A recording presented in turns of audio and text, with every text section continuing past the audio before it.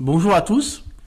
Aujourd'hui, je voudrais vous parler d'un livre que j'ai lu pour vous parce qu'il m'a semblé intéressant de le décortiquer, de l'analyser, et c'est ce que je vais faire dans ce podcast. C'est un livre de l'Institut La Boétie.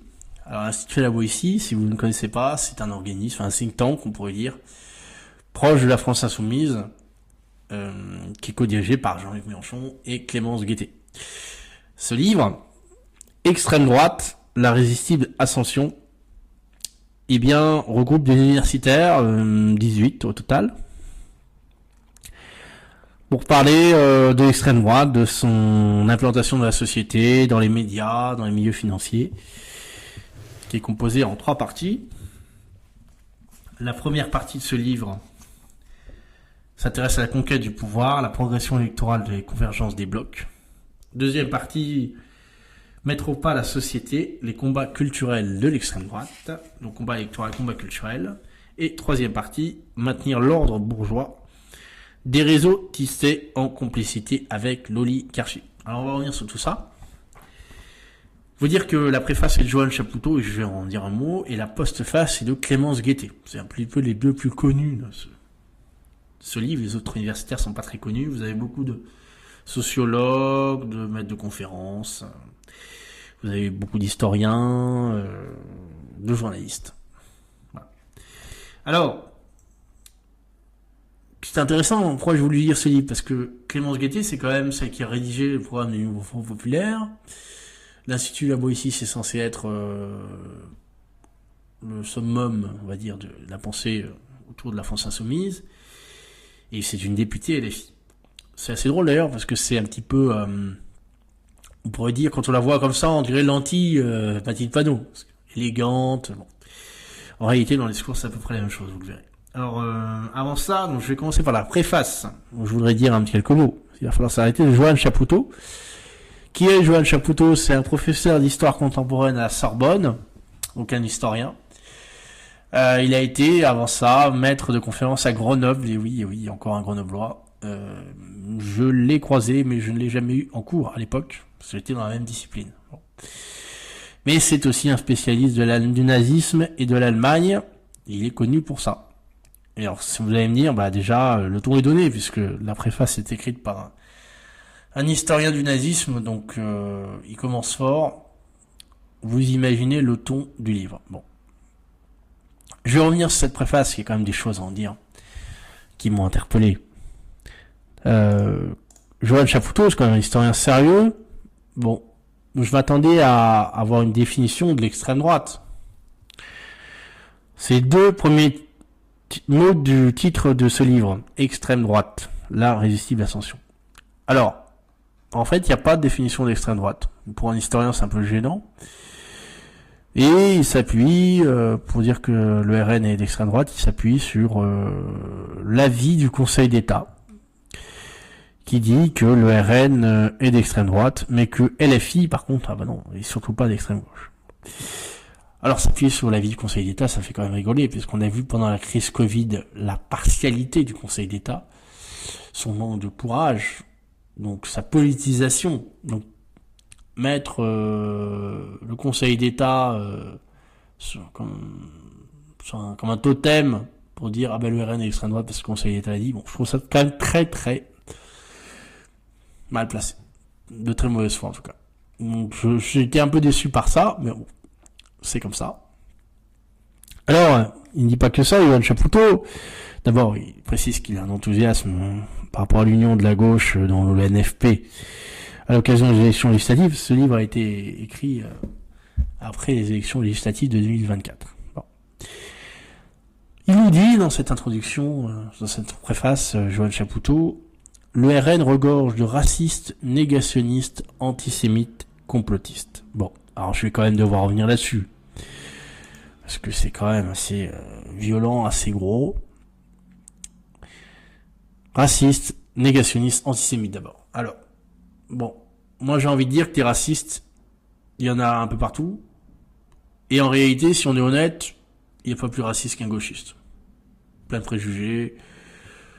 Il se targue, je sais pas s'il se rend compte d'être pour la diversité, etc. Mais en réalité, il y a un mépris pour pour l'immigré dont il a besoin pour, comme l'Ivoire, des Deliveroo, pour faire le ménage. Bon, je suis pas sûr que ce soit très digne de leur part. Mais bon. Négationniste, je pense que la référence est à Soral et Dieudonné, essentiellement, mais ils sont plus vraiment proches du RN. Il me semble, Soral tape énormément sur les RN quand même. Dieudonné, je sais pas. Il en est... Bon. C'est... Bon. Antisémite, alors là, on va encore plus loin, antisémitisme. Aujourd'hui, si on est quand même honnête intellectuellement, j'espère que Johan Chapoutot en est capable, visiblement non, antisémitisme, il est quand même très très présent dans les rangs de la gauche, de l'extrême gauche, de la France insoumise. C'est d'ailleurs auprès de cet électorat qui est un fond d'antisémitisme que le LFI espère progresser. C'est toute sa stratégie électorale est basée là-dessus. Et depuis le 7 octobre, depuis les massacres du 7 octobre, c'est encore plus flagrant. L'antisémitisme de droite, il est résiduel. Il représente pas grand-chose aujourd'hui. Donc c'est d'une mauvaise foi quand même. Pour un historien qui a étudié le nazisme, ne pas se rendre compte de cela aujourd'hui, c'est quand même... Ça interpelle. La dernière affirmation, c'est celle de complotisme. Alors là, il y aurait beaucoup de complotistes. Bon, là aussi, ils sont un peu partout, les complotistes. C'est qui fait référence aux antivax. Bon, je pense qu'une partie de l'électorat musulman était antivax également. Parenthèse. Complotiste. Alors là, je voudrais dire que le complotisme est partout. Et ben, je vais prendre un propos de Jean-Luc Mélenchon, puisque... Et oui, la réalité, elle fait mal. Jean-Luc Mélenchon, quand même, a provoqué un tollé en 2021, parce qu'il nous avait dit, je cite, « Vous verrez que dans la dernière semaine de la campagne présidentielle, nous aurons un grave incident. Ça a été un meurtre, ça a été Mohamed Merah en 2012, l'attentat sur les Champs-Élysées. Vous verrez, vous vous rappelez de tout ça. Tout ça, c'est écrit d'avance. Et oui, c'est écrit d'avance. Ils vont nous sortir un attentat. On est en plein dans le complotisme, mais vu que c'est Jean-Luc Mélenchon, un pote de Johan Chapoutot, mais là, ça ne dérange pas, on fait abstraction de ça. Bien sûr, on pourrait prendre beaucoup d'autres exemples. Je me suis arrêté sur celui-là parce que c'est quand même un des plus célèbres de Jean-Luc Mélenchon. On pourrait parler de macronistes, des médias mainstream qui nous ont expliqué que Trump avait été élu grâce à Poutine, grâce à la Russie. Donc le complotisme il est partout. Donc tous les arguments là, racistes, négationnistes, antisémites, complotistes, ça tombe à l'eau. Bon. Alors, il y a énormément de choses intéressantes dans cette préface. Le concept de l'extrême centre, qui est intéressant à remettre en perspective, mais qui est aussi malhonnête puisqu'on nous explique, et ça va être toute la thèse du livre, que il y a une alliance entre le bloc bourgeois, le bloc central et l'extrême droite. Et là, on prend prétexte des propos de Macron, qui réhabilite Pétain, d'ailleurs il réhabilite pas Pétain, mais c'est pas grave, qui essaye, qui s'inscrit dans la tradition des rois de France, le Puy du Fou, Versailles, et qui répond à valeur actuelle. Alors, répondre à valeur actuelle, c'est d'extrême droite. Bon, ok, super. Là, une énorme mauvaise foi, puisque Macron a aussi dit tout l'inverse, en parlant de police raciste aux médias bruts, en parlant de Gaulois réfractaires, en véhiculant des valeurs LGBT, en instaurant des messages politiques dans la cérémonie d'ouverture des Jeux Olympiques, en les revendiquant d'ailleurs. Bon, tout ça n'est pas dit par Johan Chapoutot, et j'ajouterais que Emmanuel Macron a été élu avec les voix de la gauche. Donc la gauche est largement complice du macronisme. Voilà ce que je pouvais dire pour cette préface quand même qui donne le ton du bouquin, quand même en grande partie de mauvaise foi. Bon. Et on peut s'attendre à autre chose de la part de l'universitaire. Je continue. Première partie, progression électorale et convergence des blocs. Comprendre le bloc central et le bloc d'extrême droite. Alors, donc on propose un peu de sociologie dans cette première partie, ce qui est intéressant après tout.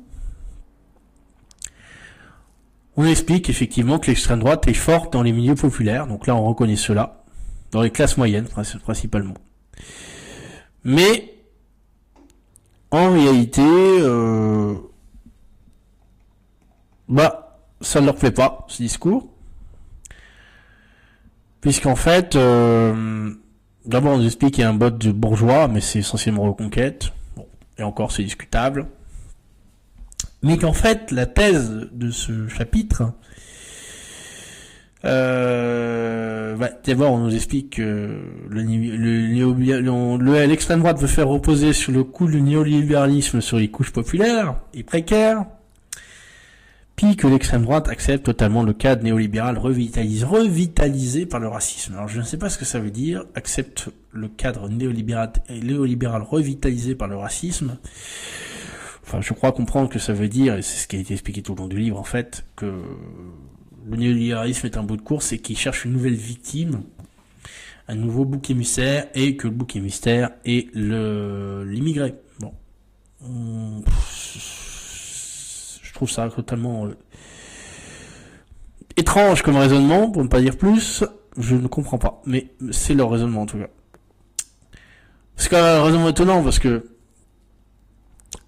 surtout que Marine Zemmour passe son temps à dire que Marine Le Pen est socialiste et elle est de gauche, et que le RN en réalité a rompu depuis longtemps avec ce discours libéral, néolibéral. Depuis Philippot, à peu près, le RN a quand même si le discours évolue depuis, certes, a quand même fustigé le libre-échange, et le fustige toujours, la mondialisation, l'Union européenne, ce que ne fait plus la France insoumise, l'idéologie de la concurrence, tout cela entraînant la désindustrialisation. Les électeurs ne se sont pas trompés, puisque les ouvriers ont effectivement se sont ralliés massivement au RN, au FN puis RN. Alors qu'une partie du Front Populaire, du NFP, les écologistes et socialistes, ils se soumettent à l'idéologie de la Commission européenne, la concurrence. Donc c'est très très drôle de voir la mauvaise foi de l'auteur ici, la mauvaise foi qu'il y a dans ce chapitre, puisque en fait le FN, le RN est plus, comment dire, il est d'accord. Ce bloc d'extrême droite, prétendu comme tel, est assez, il est globalement tous contre l'ensemble du bloc et contre le libre-échange, la mondialisation et l'idéologie de la concurrence. Ce qui n'est pas du tout le cas de Front Populaire, parce que les écologistes et les socialistes, ils sont pas d'accord avec la France insoumise. Bon, mais passons. Donc déjà, je pense qu'il aurait mieux valu se taire. Alors, l'extrême droite, la métamorphose du néolibéralisme, voilà, c'est ça la thèse. Dans la logique de réforme qu'induit le néolibéralisme, l'extrême droite ne propose que des mesures défensives. Le coût des réformes serait porté par les racistes, excusez-moi, ou par l'immigration. Bon. Eh bien, non, en fait. Simplement, l'immigration a un coût que ne veut pas avoir la France insoumise. Je continue, parce qu'il y a beaucoup de choses à dire, je ne peux pas m'arrêter trop longtemps.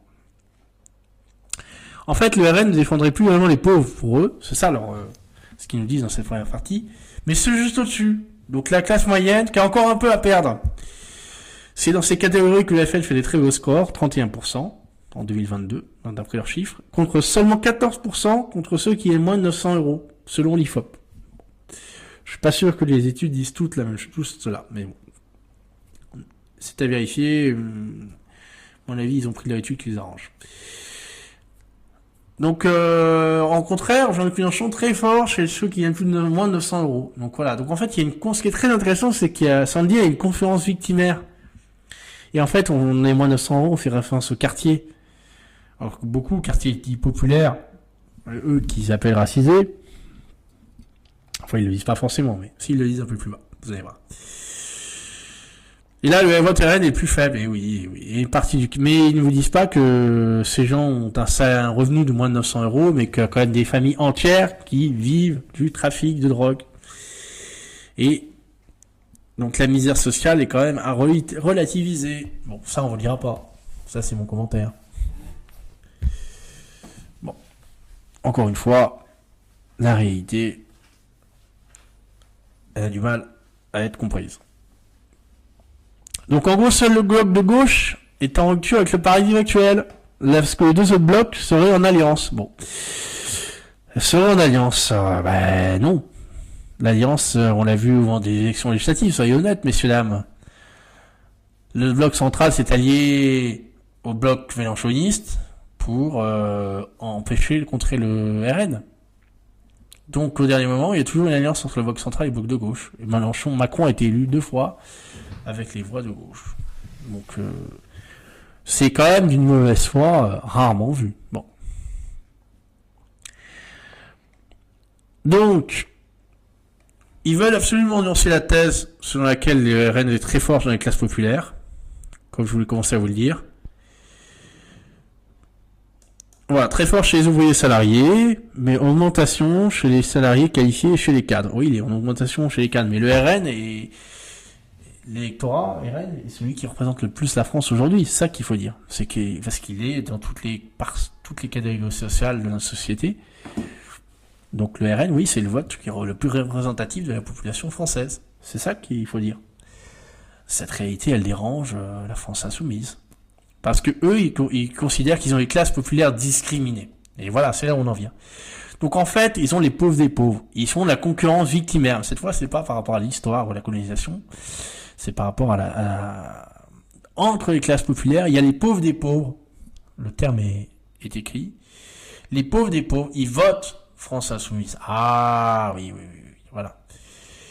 Donc, on est plus populaire que vous. Le peuple, notre peuple, eh bien, le vrai peuple, il vote avec nous. C'est quand même assez drôle.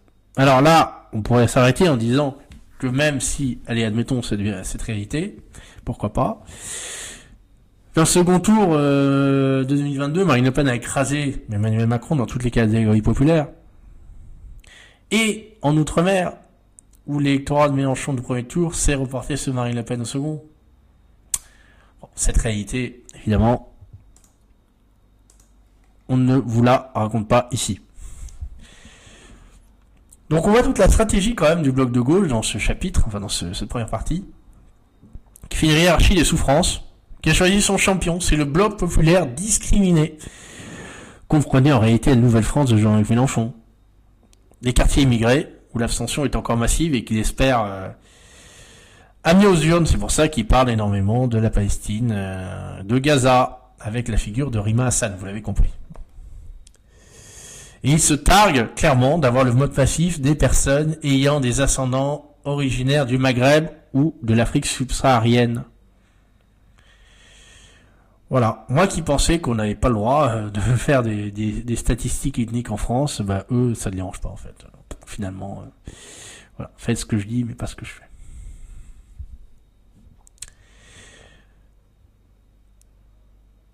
Alors, les sociologues, ben oui, je vous l'ai dit, les sociologues nous disent que le vote RN est le plus représentatif de la population française. Bon. Et il ne représente pas la population française, il représente les étudiants, les immigrés, et une partie des catégories des 4 sup, parce qu'ils ne vous disent pas qu'ils ont le vote des 4 sup. Parenthèse. Alors ici, sans le dire, donc ce qui est intéressant, c'est que, sans le dire ici, on vous explique, le RN, fort chez les non-diplômés, tandis que la possession d'un diplôme, écoutez bien ça, tandis que la possession d'un diplôme universitaire, même en cas de pauvreté, favorise l'orientation à gauche. Ah, la bonne affaire. Donc on nous explique gentiment que l'électeur RN, bah, il vote mal, parce qu'il est pauvre, mais parce qu'il n'a pas de diplôme, donc le fait de pas avoir de diplôme, et quand on est pauvre et qu'on a un diplôme, bah, ça va mieux. Ici, sans le dire, donc l'électeur RN, il vote mal. Pas dit comme ça, bien sûr, parce qu'il n'a pas de diplôme. Et qu'en fait, quand on fait des études, on vote mieux. Sans assumer, en fait, c'est un discours assez méprisant vis-à-vis de ceux qui n'ont pas de diplôme. Et ça relève l'endoctrinement par les études. C'est cette de gauche, c'est de demander ce qu'on apprend. Pardon, c'est être de gauche, c'est pas se demander ce qu'on apprend aux élèves étudiants. Voilà. Si étudier, c'est être de gauche. Bon. Ok. Alors, je vais revenir un petit peu sur le vote ouvrier. Alors là, on nous donne des informations intéressantes et étonnantes surtout. Le vote ouvrier du RN est avant tout un vote de droite, accrochez-vous bien. Dans le nord et l'est de la France, la progression du RN ne serait pas vraiment un déplacement de vote de la gauche et des communistes vers le RN, mais la conséquence de l'arrivée de nouveaux arrivants, dans ces régions qui ont une culture politique de centre et de la droite, Bon. Donc en fait, on nous explique que, contrairement à ce qu'on a toujours entendu, je l'ai compris, et ben que non. C'est pas les électeurs de gauche, non, ils se déportent pas vers l'extrême droite. Non. C'est un déplacement de population à l'intérieur de ces régions. En fait, je pense que, dans leur pensée, c'est pas possible que quelqu'un de gauche devienne de droite. Donc c'est absolument insupportable. Donc faut essayer de trouver des études farfelues qui disent qu'en fait non, les communistes ils sont pas passés au RN. Non, c'est qu'il y a eu des nouveaux arrivants dans ces bastions et qu'ils étaient tous de droite comme par hasard. Et donc ces régions de France, elles sont devenues de droite et d'extrême droite. Voilà. Bon. Ça se prétend universitaire. Inquiétant, vraiment inquiétant. Alors, on nous explique que le programme du RN de reconquête aurait de lourdes convergences autour d'un socle social libéral, et xénophobe, excusez-moi. Oh là là, non, en fait, non. Je suis désolé. Bon. Reconquête libérale, oui. Ok. Libéral xénophobe, je sais pas ce que ça veut dire, c'est un concept étrange. Libéral xénophobe. Bon, ok. D'accord. Et puis non, il n'y a pas de socle RN reconquête libérale xénophobe. Ça n'existe pas. Alors, bon, tout le monde nous dit que ce qui est intéressant, c'est qu'on nous explique oui, on revient sur le vote du RN, une étude du vote du RN en PACA. Bon, PACA, c'est quand même un électorat un peu particulier. On aurait pu choisir autre chose, mais ils ont pris PACA. On nous parle chez les électeurs d'un sentiment d'injustice et d'inquiétude résiduelle sur la qualité de vie, sur le territoire d'habitation. Bon, il y a des choses comme ça qui sont pas inintéressantes, mais globalement, il y a un discours xénophobe qui emprunte beaucoup au discours anti-assisté. Et en gros, pour l'électorat, les groupes minoritaires sont perçus comme des usagers de l'État. Alors là, c'est intéressant. Sont perçus comme des usagers de l'État et de ses prestations, et non comme des producteurs de valeur, trop peu productifs et trop reproductifs. Voilà. Donc ce discours xénophobe, bon. Est-ce qu'il est xénophobe ? Il suffit simplement de faire un tour à la CAF ou faire un tour, regarder les statistiques, le taux d'emploi des personnes étrangères en France, le taux de chômage. Vous verrez qu'il est largement supérieur aux Français. Donc c'est du bon sens, c'est du réalisme. Je sais pas, voilà. Et trop reproductif, disons qu'il y a, certaines catégories de population se reproduisent plus que d'autres. Je crois que c'est une évidence. Bon, bref.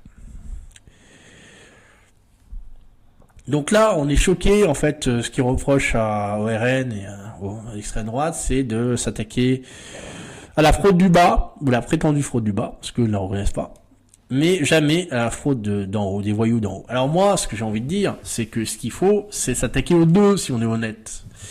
Les voyous d'en haut, ceux qui dilapident les grandes entreprises, qui les font passer sous pavillon étranger, par exemple, et puis les voyous d'en bas, parce qu'il y a une fraude, on peut pas la nier, une fraude sociale. Bon.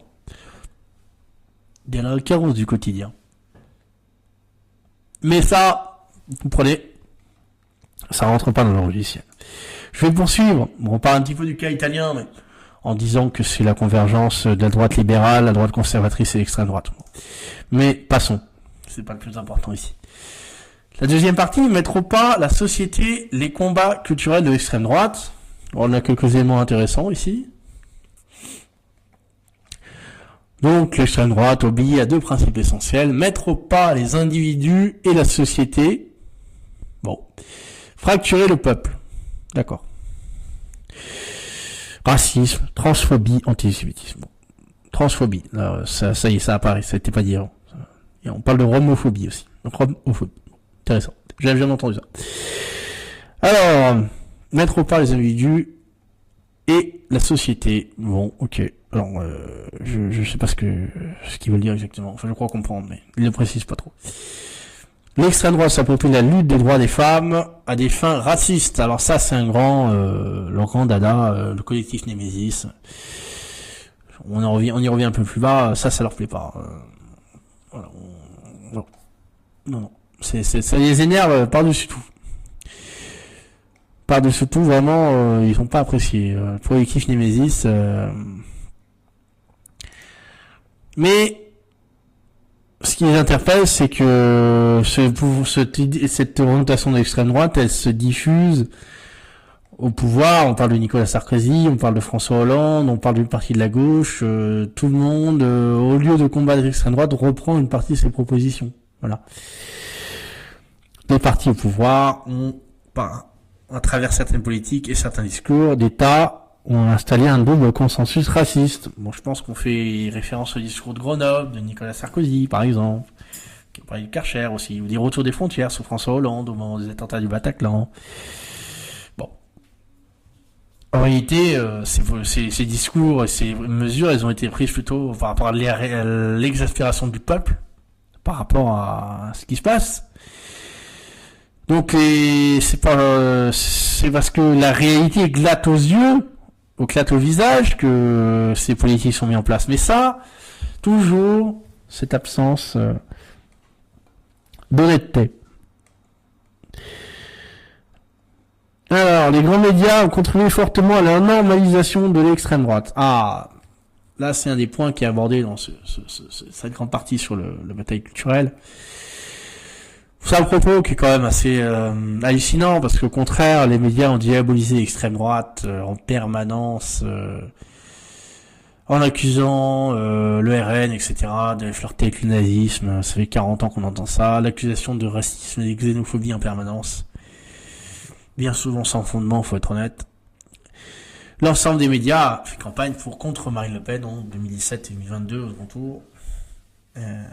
Et encore en 2024. On a une diabolisation de Bardella, et tout le monde s'est allié contre le RN, voilà. Bon. Et ça, on vous le dira pas. Les politiques néolibérales et la peur du déclassement ont favorisé l'ascension du RN. C'est les politiques néolibérales, oui. Les politiques, simplement le RN a dit que on allait dans le mur. Et les gens se sont rendus compte. Voilà. Donc, en disant mondialisation, immigration, absence de frontières et d'ordre, retour à une politique nationale, préférence nationale. Voilà, c'est une réalité pour beaucoup de gens, tout simplement. Bon. Donc, là, on nous dit qu'il y a un consensus xénophobe qui s'impose à partir de la fin des années 80, consensus xénophobe. Ça, c'est drôle. T'entends des choses pareilles. Pourquoi pas? Alors, avec des personnalités comme Chirac et Raymond Barre, qui développent une rhétorique anti-immigration. Mais en quoi est-ce xénophobe, être anti-immigration? C'est quoi Bon. Donc Raymond Barre, xénophobe. Ok, super. Dérive nationaliste du PCF dans les années 70. Oui, Georges Marchais, discours anti-immigration de Georges Marchais. Et ce discours a disparu, mais depuis Fabien Roussel, des accents chauvins reviennent. Bon. Comme dirait Guillaume Bigot, l'extrême droite commence à la Côte de Bœuf. D'ailleurs, une très bonne, j'ai oublié de le dire en introduction, mais très bonne conférence de Guillaume Bigot, l'obsession de l'extrême droite, qui a cercle Aristote, obsession de l'extrême droite, il revient sur cette définition de l'extrême droite. Et assez bon. Je vous invite vraiment à l'écouter. Voilà. D'abord, en plus, Guillaume Bigot est très bon à l'oral. Et voilà, il est bien formé, bien câblé. Alors, donc le PCF, Roussel, de Georges Marchais à Fabien Roussel, et puis là, le Parti socialiste, Mitterrand, Rocard, voilà. Bon, le PS en prend pour son grade, hein. Là vraiment, je vous trouve des extraits parce que c'est assez hallucinant. François Mitterrand, qui parle de seuil de tolérance. Michel Rocard, qu'on ne peut pas écrire toute la misère du monde. Bon. Le PS, l'immigration pourrait constituer un problème. Je ne sais pas qui est cette citation d'ailleurs. Bon.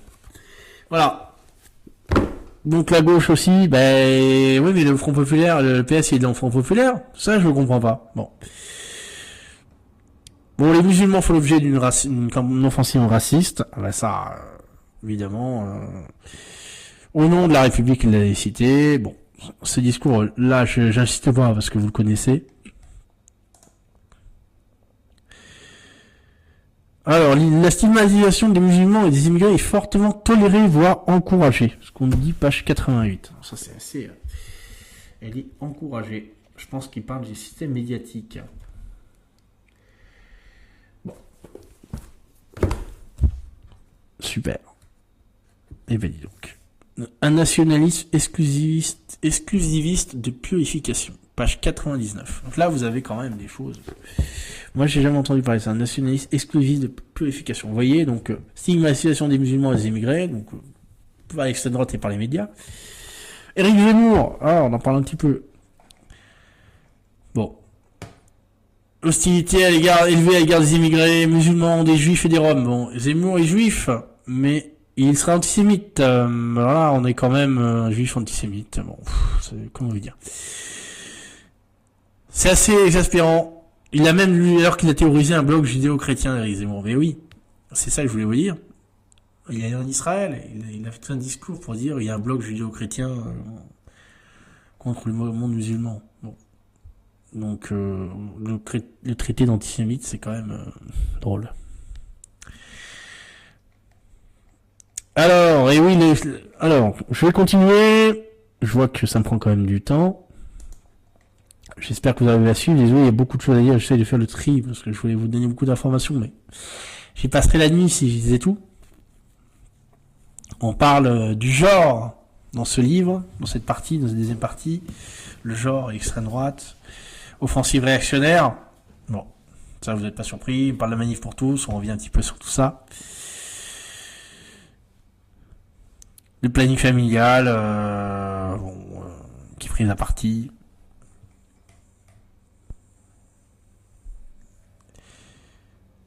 Voilà. Et puis ils reviennent sur l'idée que le genre précède le sexe. L'émancipation comme affranchissement de la destinée biologique. Bon, ça c'est tout le discours sur le genre, qui est pas étonnant de leur part, mais si vous n'êtes pas d'accord avec eux, vous êtes un réactionnaire d'extrême droite. En fait, c'est ça. Assez caricatural. L'idée, alors j'ai trouvé une citation, page 109, l'idée d'un remplacement des femmes par les trans fait écho au discours raciste du grand remplacement. Waouh. Voilà. C'est bon. Je relis la phrase. L'idée d'un remplacement des femmes par les trans, fait écho au discours raciste du grand remplacement. Là, j'avoue qu'ils vont chercher des trucs assez lunaires. Jean-Luc Mélenchon parle de créolisation. Ce qui revient à dire la même chose en fait. Simplement, lui, il voit, il voit pas ça négativement. Il voit que c'est positivement. Mais le postulat de départ, c'est le même. Bon, bref. Ça, on oublie de vous le dire. On parle de fémonationalisme. Alors, fémonationalisme, c'est féminin, c'est défendre la féminité traditionnelle qui se conçoit comme la clé de voûte du projet politique nationaliste. Page 111. Bon, ok. Alors, je sais pas si vous connaissez ce concept, mais ça, c'est assez marrant. Fémonationalisme, pardon. Marlène Schiappa qui est visée. Voilà. Alors, encore une personnalité du nord de la gauche, parce qu'elle avait dit la double peine pour les étrangers. Ben oui, il voulait la double peine pour les étrangers dans les politiques publiques, pour protéger les femmes contre les violences sexistes et sexuelles. Bon, Marlène Schiappa, facho. Donc en conclusion de ça, les avancées sociales pour les personnes LGBT, et oui, s'accompagnent d'une massification des mouvements réactionnaires. Voilà. Bon. Donc ça, vous n'êtes pas surpris. L'extrême droite et le féminisme, c'est aussi, les collectifs féministes. Ça, ça rend plus facile. Ouh là là là là là. Ça revendique féministe.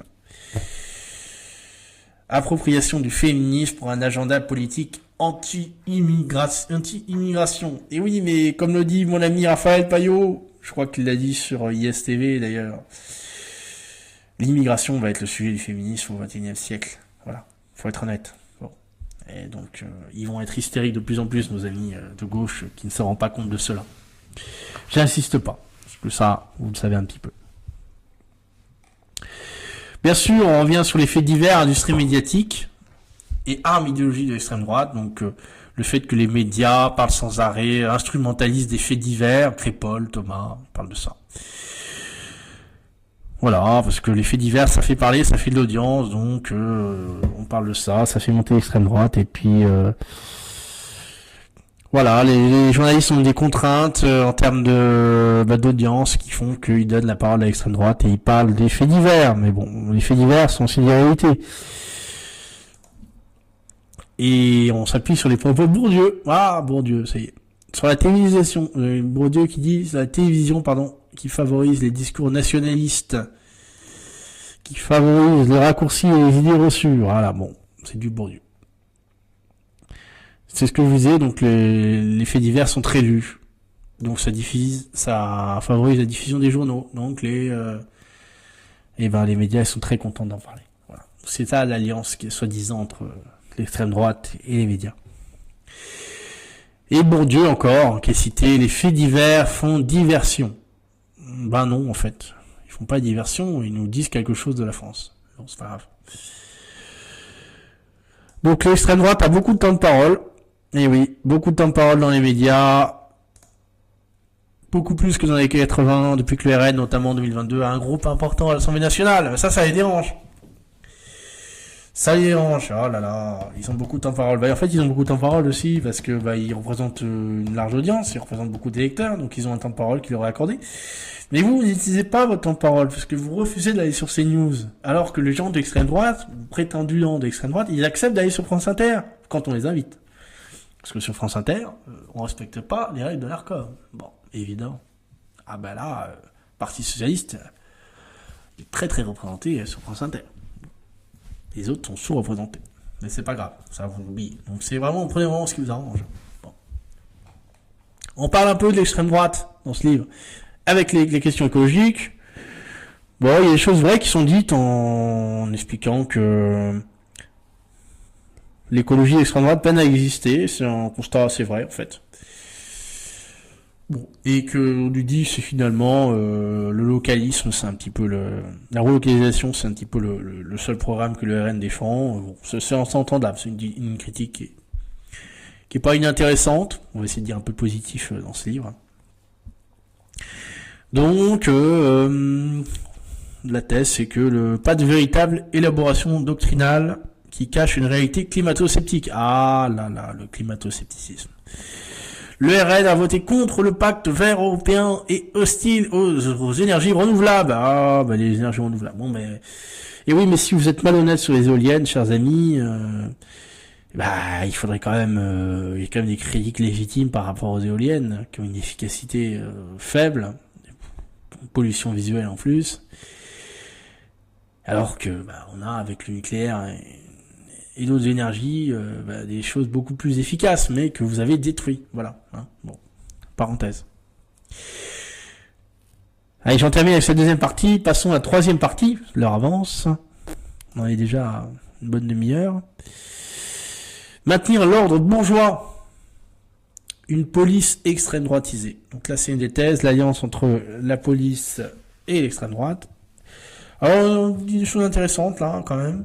On parle de deux figures de policiers dans l'histoire. On fait un petit peu d'histoire de la police, c'est pas inintéressant. Donc le cop aux États-Unis, qui est un policier violent et raciste, doté d'une arme de poing circulant en voiture, ce qui a très peu de lien avec la population, et on oppose à ce policier le Bobby.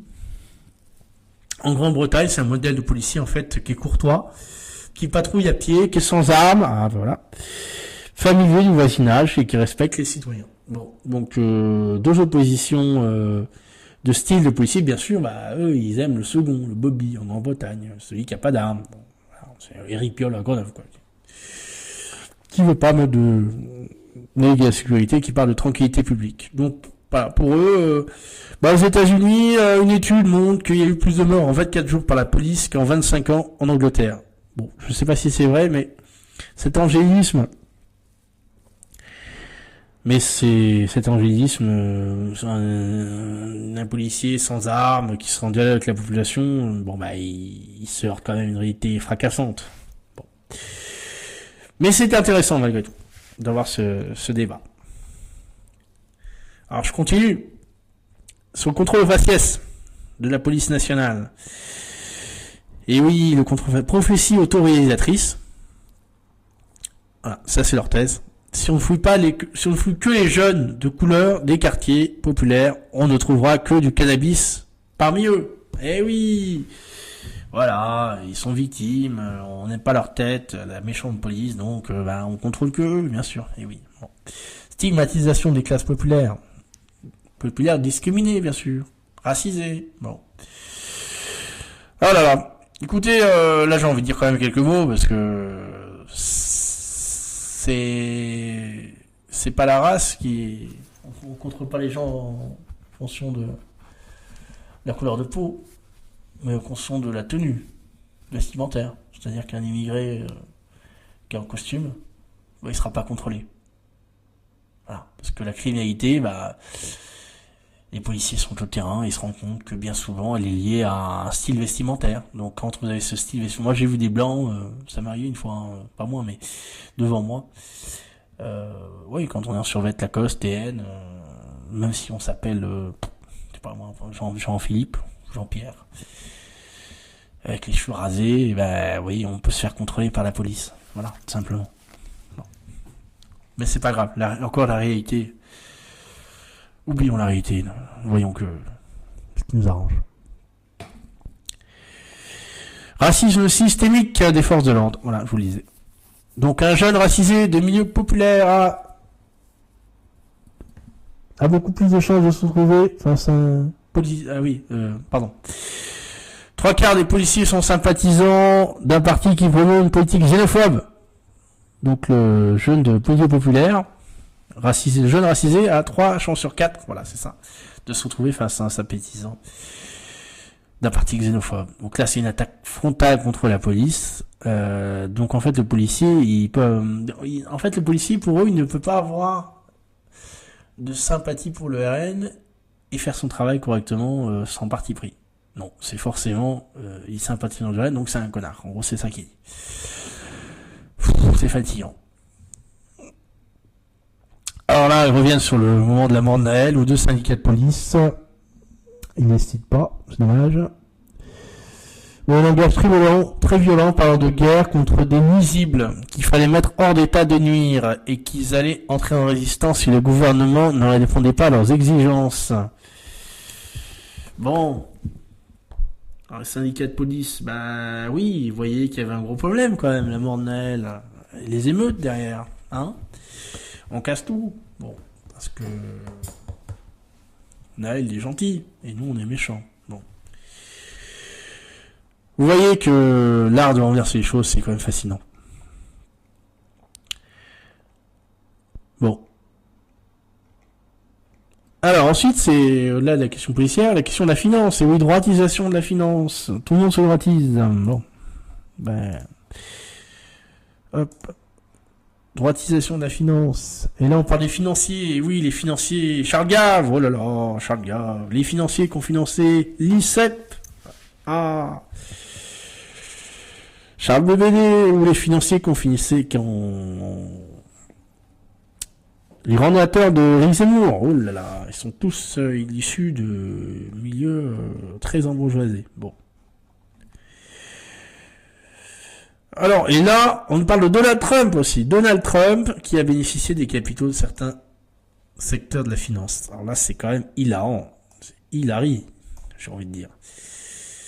Hillary Clinton. Et oui, quand même un argument assez osé. Quand on pense qu'Hillary Clinton, en 2016, a été la candidate par excellence de l'establishment, des milieux d'affaires, des va-t-en-guerre. Et qui n'en est pas bien différent avec Biden et Harris, voilà, qui sont du même ordre. Et qui ont des moyens financiers largement supérieurs à Donald Trump. Donc comment on peut dire des choses pareilles? Mentir à ce point. C'est assez fascinant, encore une fois. Donc en fait, la finance, elle est plutôt du côté de la France insoumise. Bon. Mais non, ça dérange pas. Ça, il ne le voit pas. Non, ce n'est pas la réalité. Bon. Les médias extrême droite, on a déjà un peu parlé avant, il y a quelques redondances. Bon, Bolloré, CNews, tout ça. En fait, oui, sous-représentation d'extrême droite à CNews. Bah déjà, vous venez pas. Donc, voilà. Vous refusez de venir. C'est votre faute, si vous n'avez pas la parole. Bon. Sans parler de C8, tout ce qui s'est passé avec Hanouna. Vous connaissez ça. Et oui, la gauche boycotte CNews, donc elle se plaint après de ne pas être invitée. Mélenchon a toujours dit qu'il ne refusait d'intervenir sur CNews. Sophie Binet a dit la même chose. Voilà, CNews est d'accord pour recevoir Mélenchon, mais c'est lui qui me veut pas venir. Bah écoutez, qu'est-ce que vous voulez que je vous dise? Voilà.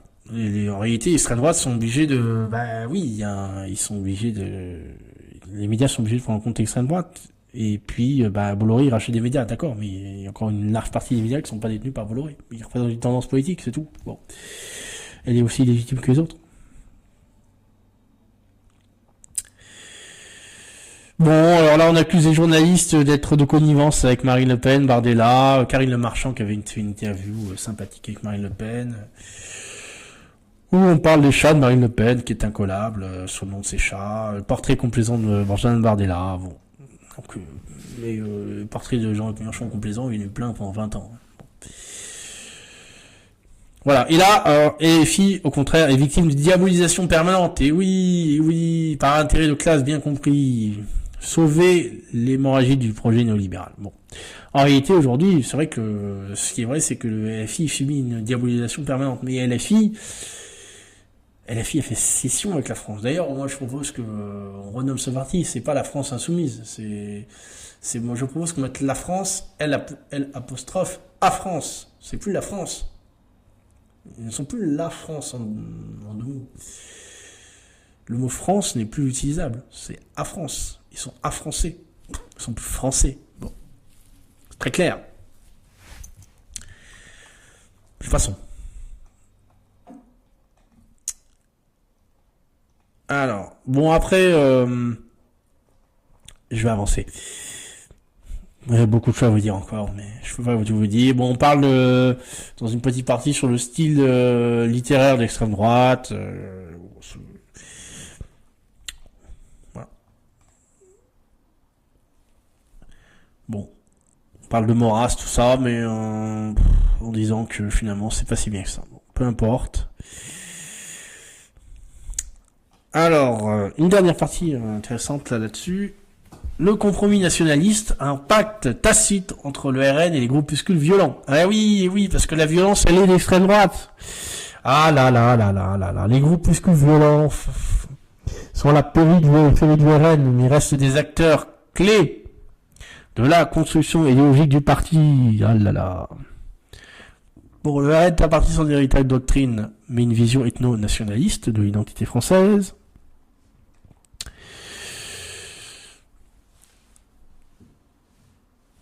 Et oui, le Conseil national du RN regroupe toutes les chapelles de l'extrême droite, ce qui aurait toutes les tendances à l'intérieur.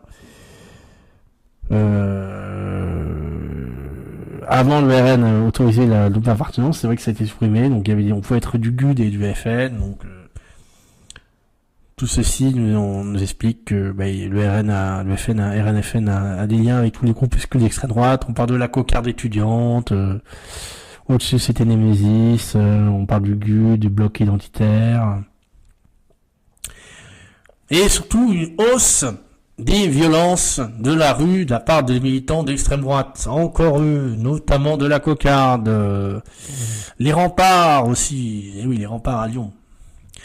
Bon. En réalité, là, comment vous dire, il faut revenir dans la réalité. Qui censure? Qui interdit des conférences? Qui attaque des manifestants? Qui fait une contre-manifestation à chaque fois que nous allons dans la rue? C'est l'extrême gauche. Bon. Vous voyez récemment, pour Philippines, à Vienne, une manifestation, un rassemblement plutôt a été organisé par la députée Anne Mansouri, députée UDR, et les gauchistes sont allés manifester, hurler pendant la minute de silence pour Philippines. Qui est-ce qui vient semer la discorde, la violence, le manque de respect? C'est encore la gauche. À Grenoble, les militants unis ont été attaqués, frappés dans la rue. Il y a eu un procès d'ailleurs, bon, il y a quelques années. Le cercle Bayard est discriminé à Grenoble. Je connais bien, hein, parce qu'on ne nous donne pas de salle, parce qu'on serait méchant, alors qu'on fait rien, on discute entre nous, et tout le monde est bienvenu, et on est très respectueux de tout le monde, et moi je refuse personne si la personne est là, même s'il n'a pas nos idées, mais elle n'est pas là pour foutre le bazar, pourquoi je lui dirais de pas venir? Donc là, il y a quand même une inversion des rôles qui est d'une malhonnêteté incroyable, puisque le nombre de militants, en réalité, c'est la gauche qui attaque les militants de droite dans la rue. Voilà. Parce qu'ils sont très nombreux dans les villes, et ils se regroupent, et ils font des contre-manifestations, et parfois ils tabassent des militants qui se retrouvent à l'écart, des militants de droite qui, en sortant d'une manifestation ou d'un rassemblement, se retrouvent répartis à 10 contre 1, bien sûr. C'est pas un contre 1. Ils vont pas s'attaquer à un contre 1. Faut quand même être sérieux. Courage. Courageux, mais pas téméraire. Bon. Je conclus par la postface de Clémence Guettet, la fameuse. Et oui. Alors, ce postface s'intitule Test stratégique pour vaincre l'extrême droite. Parce qu'il faut vaincre l'extrême droite. Elle nous dit, l'extrême droite menace nos corps, nos vies, notre avenir. Bon. Nos corps, nos vies, notre avenir, non, non et non. Non. Non. On menace pas nos corps, au contraire, on va mettre de l'ordre. Protéger les femmes. On menace pas nos vies non plus. On menace pas notre avenir. Bon. Violence, donc là elle revient encore une fois sur violence physique, agression de militants, homosexuels, je sais pas d'où ça sort. Ça peut exister, hein. Mais c'est bon. Il parle de faits divers qui sont montés en épingle par les médias, alors qu'ils représentent quand même une tendance globale. Là, pour le coup, c'est monté en épingle des faits divers. Bon, Raphaël Arnaud est un spécialiste de ça sur Twitter. Là, vous connaissez sans doute. Le fichier S député. Marine Le Pen, violence sociale. Ah oui, il y a une violence sociale. J'en ai pas beaucoup parlé, mais oui, elle veut pas augmenter le SMIC. Elle veut pas indexer les salaires sous les prix. Bon, violence écocidaire, violence raciste, violence institutionnelle. Ah oui, elle y va fort, hein, Clémence Guettet. Violence écocidaire, parce qu'ils sont contre les éoliennes. Bon. Et sceptique sur le réchauffement climatique. Donc violence écocidaire. Bon. Mais être sceptique, est-ce que c'est une violence déjà? Bon, je comprends pas. Violence raciste contre le migrant, contre les personnes racisées. Bon, ça, vous connaissez. Violence institutionnelle, soutien à la 5e République. D'accord. Écoutez, je crois que la 5e République, elle est pas violente, elle est garante de stabilité. Donc la violence, c'est l'instabilité. La violence, c'est la 4e République. La violence, c'est Robespierre. Bon. Non, mais tout ça pour vous dire que... voilà, je comprends pas. Vraiment, j'ai du mal à... Bon, bilan municipal du RN. Alors là, le RN au niveau local, oui, on constate des violences autoritaires, une violence raciste. Ouais, C'est juste les mesures du RN ne leur plaisent pas, et ils considèrent que c'est austéritaire et violent. Bon, ok. Mais violent, en Grenoble, c'est violent, hein, parce qu'on voit l'augmentation de la taxe foncière, c'est une violence austéritaire, hein, et c'est ripiole, parenthèse. La thèse de sa conclusion, c'est qu'on a une grande complicité des élites patronales et économiques avec l'extrême droite. C'était déjà le cas pendant la Seconde Guerre mondiale. Le nombre de patrons se sont accommodés du nazisme et vautrés dans la collaboration. Ah là là là là là. Alors là. Bon, plus c'est gros, plus ça passe. Encore un propos malhonnête. Une partie de ce qu'on appelle l'extrême droite fut aussi dans la résistance, hein, Clémence Guettet. Je pense que vous n'êtes pas historienne, visiblement. Bon. Oubli volontaire, hein, sa part, évidemment. Vous en doutez bien. Bien sûr, elle parle pas du pacte germano-soviétique. Ah bah non. En plus, le PC est membre du Nouveau Front Populaire. Bon. Beaucoup de gens à gauche ont collaboré, ça vous le savez. Bon, je le reviens quand même, je le dis, hein, mais vous le savez. J'allais dire Jean-Luc Mélenchon. François Mitterrand a reçu la Francisque. Bon, voilà, vous voyez qu'une fois de plus, elle ne dira pas la vérité. Là, ça repose sur rien, ça repose sur des montées en épingle, quoi. Voilà. Bon. Les institutions européennes et internationales s'accommodent très bien d'extrême droite, contrairement à la gauche radicale, notamment Syriza en Grèce. Waouh. Là, c'est drôle parce que c'est Syriza, c'est symbole de la gauche qui a renoncé, qui dit qu'elle va lutter, on va voir ce qu'on va voir. Et puis Syriza en Grèce, elle s'est complètement couchée. Tsipras, à l'époque, s'est complètement couché devant les institutions européennes. Donc, pour le coup, c'est pas l'extrême droite, c'est l'extrême gauche qui s'est couché complètement. Donc c'est Madame Guettet, hein, qui ferait sûrement pareil si elle était au pouvoir.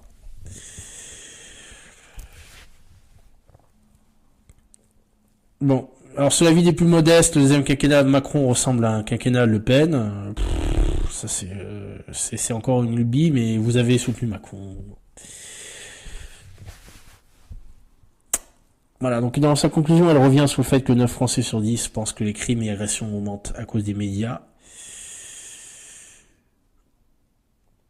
Alors que les chiffres ne le disent pas. Bah écoutez, je pense que les études, les chiffres de Clémence Guettet sont faux à mon avis, hein, parce que peut-être que les médias en font trop par moment, possible, on peut en débattre, mais les chiffres, je crois qu'il y a une réalité qui saute au visage, c'est pas que les médias.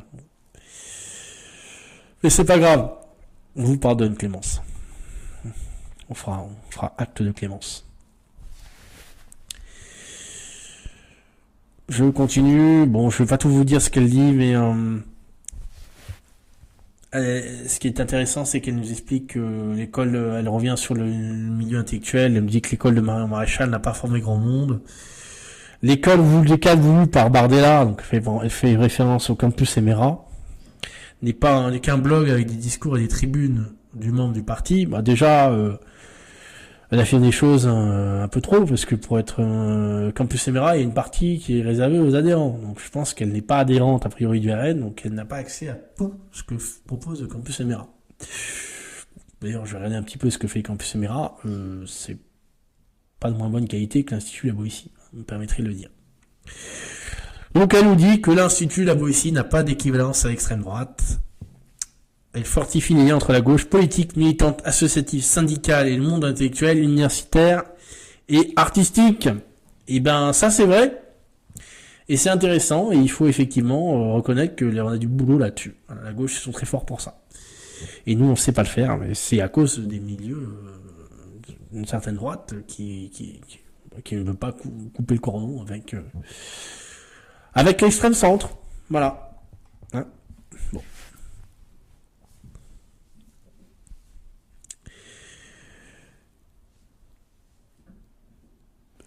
Enfin, excusez-moi, je relisais mes notes. Pour vaincre l'extrême droite, il faut mobiliser le bloc populaire. Mais on essaye de construire on ne se bat pas pour un marché électoral, elle nous dit Clémence Guettet. Pour un marché électoral, on essaie de construire un peuple révolutionnaire. C'est marrant ce processus de peuple est révolutionnaire. Alors, d'ailleurs, je vais aussi citer une citation de Mao dans le petit livre rouge à ce propos. Parce que je trouve qu'elle fait écho à notre livre. Pour avoir une connaissance juste de ces deux types de contradiction entre nous et nos ennemis, et contradiction au sein du peuple, il est tout d'abord nécessaire de préciser ce qu'il faut entendre par peuple et par ennemi. À l'étape actuelle, qui est la période de l'édification socialiste, toutes les classes et couches sociales, tous les groupes sociaux qui approuvent et soutiennent cette édification et y participent forment le peuple. Alors que toutes les forces sociales et tous les groupes sociaux qui s'opposent à la révolution socialiste, qui sont hostiles à l'édification socialiste, ou s'appliquent à la saboter, sont les ennemis du peuple. Voilà, pour eux, le peuple révolutionnaire, eh bien, c'est ceux qui sont d'accord. En fait, vous êtes partie du peuple, si vous êtes d'accord avec eux. Si vous n'êtes pas d'accord avec eux, vous n'êtes pas leur peuple, ils vous détestent. C'est ça, en fait, le filigrane du livre, c'est dire, nous, on veut changer le peuple, la nouvelle France de Jean-Yves Mélenchon. On y revient. Donc, faire grandir le bloc populaire, hein, c'est ce que veut faire Clémence Guettet, et elle revient là-dessus dans sa conclusion, notamment en repolitisant des gens qui sont dans l'abstention. Ben, elle le dit pas, mais elle parle des quartiers dits populaires qui sont racisés, voilà. Bon. Et oui.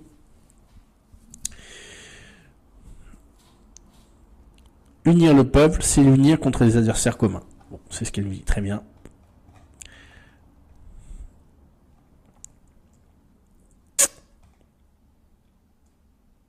Voilà. Bon, en résumé de ce livre, eh bien, on voit qu'il y a quand même beaucoup de mauvaise foi. On tord la réalité. De temps en temps, on peut dire des choses qui sont pas fausses, mais grosso modo, il y a quand même beaucoup de concepts qui sont développés et qui se basent sur des études qui sont très contestables, je pense. Et puis qui relèvent d'un mépris pour le petit blanc qui vote RN. Voilà, ça c'est très frappant.